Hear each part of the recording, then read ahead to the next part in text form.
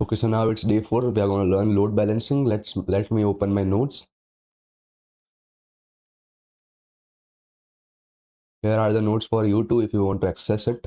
सारे notes would be in this GitHub repository. Let us open it.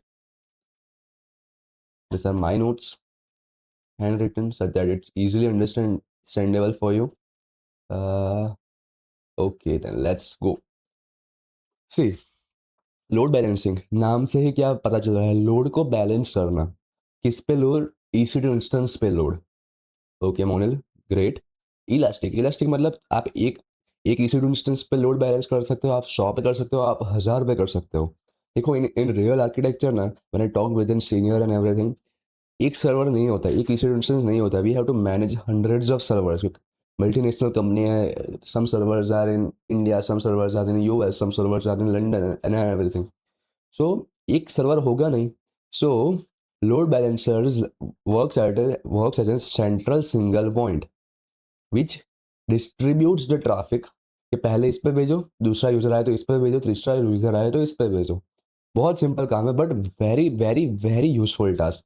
इसके बिना life would be hello.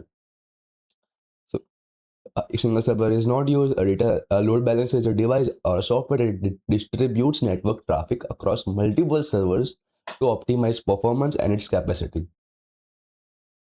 It ensures high availability, fault tolerance, single server don't get overloaded and scalability. High availability मतलब कि आप कभी भी उसको access करो, as load is being balanced, एक सर्वर पे जा रहा है दूसरे सर्वर पे जा रहा है, तो यूजर को कभी भी सर्वर क्रैश से एरर नहीं आनी चाहिए. फॉल्ट टॉलरेंस मतलब वही, सर्वर क्रैश नहीं होना चाहिए, किसी एक सर्वर पे ज़्यादा लोड नहीं आना चाहिए. It should be evenly distributed and with the help of load balancers we can scale. Very, very, very useful service. Types of load balancers are application load balancing, network load balancing, gateway load balancing, and the classic load balancing. ये अभी बंद हो गया है. Why? Because it's outdated. So we are going to learn this three. Okay. So Monal, इन तीनों में difference क्या है? कब ये यूज करना, कब ये यूज करना, कब ये यूज करना?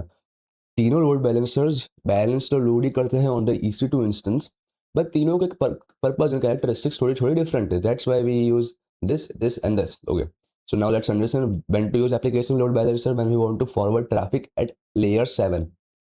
अगर आपको कंप्यूटर नेटवर्क के थोड़े थोड़े कंसेप्ट पता है, that we have 7 layers, the application layer, the transport layer, the network layer, नहीं पता है then it's also okay. We have 7 layers. हर लेयर पे काम डिफरेंट चलता है. एप्लीकेशन लेयर मतलब वी क्रिएट एपीआई मतलब जहाँ पे the end point where we talk to the service. So if you want to forward the traffic at API level, कि अगर लॉगिन है स्लैश लॉगिन, तो let it load balance to the EC2 one server. अगर slash shopping page है और वो page we have hosted on the EC2 instance two, तो smartly read जो भी आपका URL है, application load balancer basically distributes the load on basis of the URL. Okay, इतना पता चल गया. Network layer forward the traffic at layer 4, जिसमें URL भी आ गया, TCP UDP प्रोटोकॉल्स भी आ गए. मतलब देखो, समटाइम्स वी नीड है ना high speed, very very very high speed in games and everything, कि उसमें एक बार कनेक्शन हो गया then we required high speed in TCP UDP. So when we are creating a gaming app or stock app or anything ना, then network ELB are used. उसमें क्या है पता है कि I don't care, I just care about speed. अगर speed is your concern ना, then use network ELB because it forwards the traffic at TCP and UDP level, basically port पर plus IP address, कि I don't care packet जो भी है. पता है game में PUBG and everything, कि एक बार कनेक्शन हो गया, now I want very high speed, कि मैंने इसको मारा, उसने इसको मारा, then data should be updated, for which network ELB is used.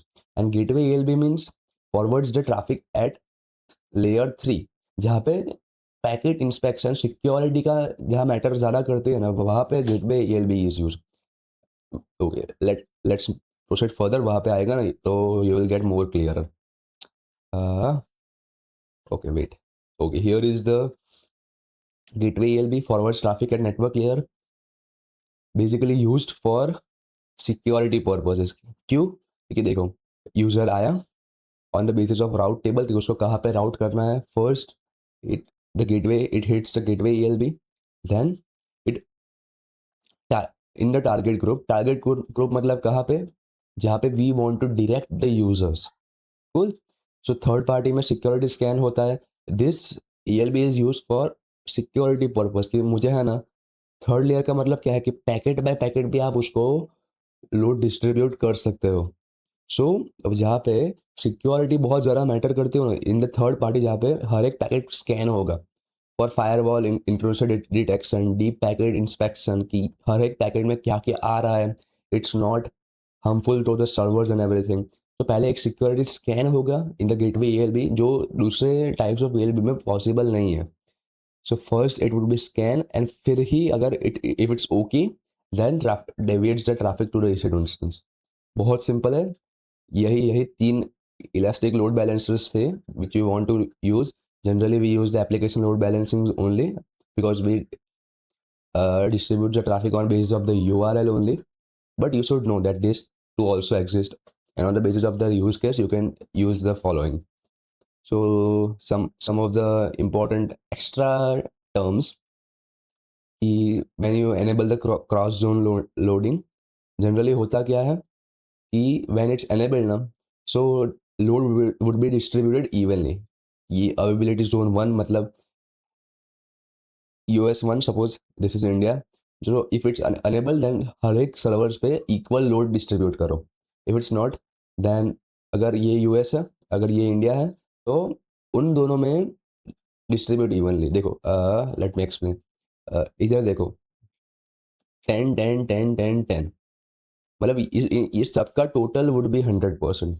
इसमें क्या हुआ 50-50 हुआ। भले इसमें दो ही सर्वर्स है but it would be divided into equal parts 50-50, 25-25। And इसमें कितना ज़्यादा कम हो गया because it was disable. Some extra terms it's okay if you completely skips it for now.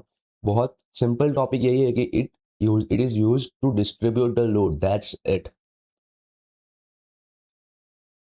Network ELB forwards the traffic. The second type at TCP and UDP level, load balancers.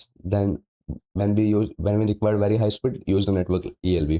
The gateway ELB for security scan, ELB sticky sessions। पता है when we visit some sites वहाँ पे बोलते हैं कि do you want to enable cookies such that आप वापस आओ, आपका data would be stored. It is done with the help of ELB sticky session कि आपका डेटा स्टोर्ड है such that you don't have to enter your login details again and everything। And the final topic is the ELB connection training। मतलब ensures existing connections are not dropped if an EC2 instance is unhealthy, gives a specific time out। ELB ने scan किया, health check की कि okay this EC2 instance is not working. So users को time दो कि वो gracefully servers को बंद कर दे। जैसे मैंने ये अभी वेबसाइट बंद कर दी तो ये भी अगर अभी एक सर्वर पे रन हो रहा है, I closed it so that user को ऐसा ना हो कि भाई ये सडनली क्रैश हो गया। Checks for a certain time, drains it if it's not healthy, and it's smart enough that it will not send traffic to that instance in the future। Simple है। यूजर को ऐसा नहीं होना चाहिए कि भाई ये तो अचानक क्रैश हो गई, which results in a very bad experience. So this was it. बहुत सिंपल है, कॉम्प्लिकेट मत करो। There are only 3 types of load balancers. Load balancer are use to distribute the load. Application load balancer forwards the traffic on URL base, gaming base, and for security purpose। Now let us move to the practical part जहाँ पे बहुत ज़्यादा clear हो जाएगा, which we will do in the next video। क्यों? क्योंकि in the next video ना we are gonna learn auto scaling। वहाँ पे when you combine it with load balancing ना, it's an absolute true based। क्योंकि auto scaling नाम से क्या पता चल रहा है कि आपको अगर एक सर्वर चाहिए तो बन जाएगा, अगर आपको 100 सर्वर चाहिए तो automatically on the basis of load it will create it on its own. So it requires a loads balancer. So अगर मैं अभी आपको अभी दिखा दूंगा तो I am not sure you will understand and everything. So in the next video we will learn auto scaling group ESG, and in that chapter in that video we will look at the practical demonstration of load balancing too and the auto scaling group। so बहुत मजा आएगा इन the next video. Stay tuned and मिलते हैं there। Over and out.